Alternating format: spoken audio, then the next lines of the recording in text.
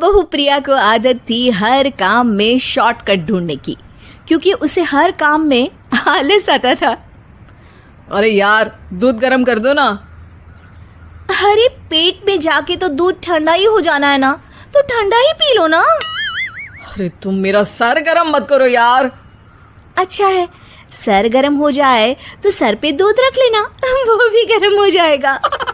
एक बात बताओ, तुम इतनी आलसी क्यों हो? अरे बोलो ना, इतनी आलसी क्यों हो? प्रिया, जवाब दो। जवाब देने में आलस आ रहा है।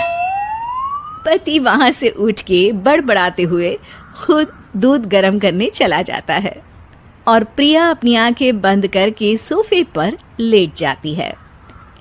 प्रिया की इस आदत का घर वाले सबको पता तो था ही, अब तो बाहर वाले भी उसको आलसी बोलने लगे थे। अरे बहू सुन ना, एक गुड न्यूज है।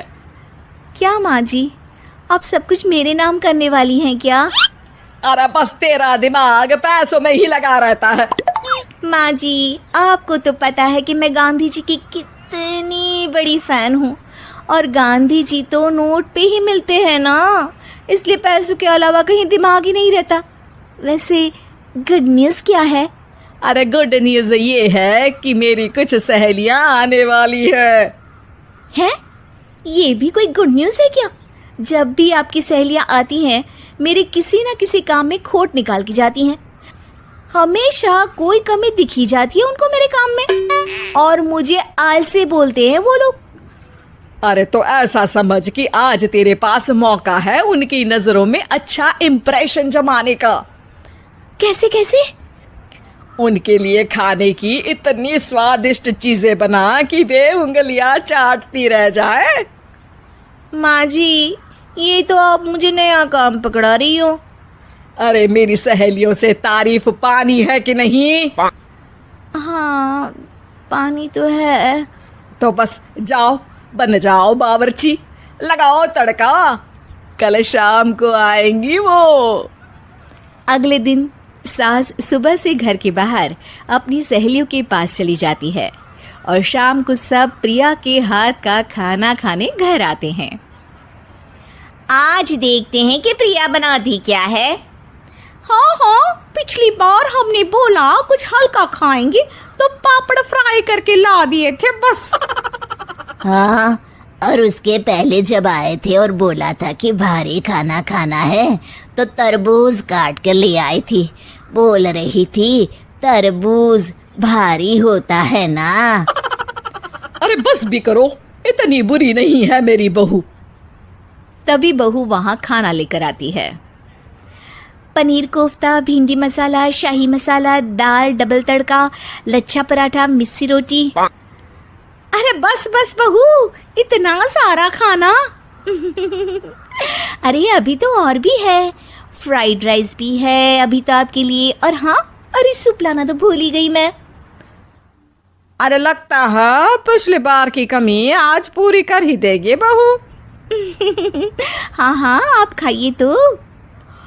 हाँ, खाएंगे तो सही, इतना खाना बना तो दिया है, अब देखना भी तो पड़ेगा ना कि बना कैसा है। हाँ हाँ, लगा ले भोग खुद को। खाना चखते ही तीनों सहेलियां प्रिया की वाहवाही करने लगती है। अरे शानदार, जबरदस्त, जिंदाबाद, मजे आ गए प्रिया।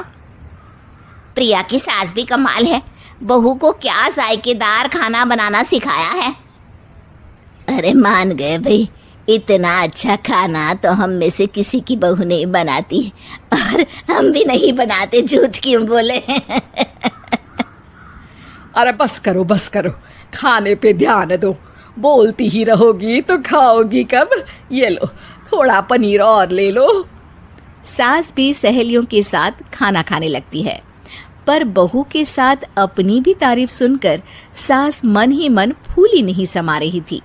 प्रिया ने बड़ी खुशी से सबको खाना परोसा, और सब ने झट से खाना खत्म भी कर दिया। राधे राधे, मजा आ गया।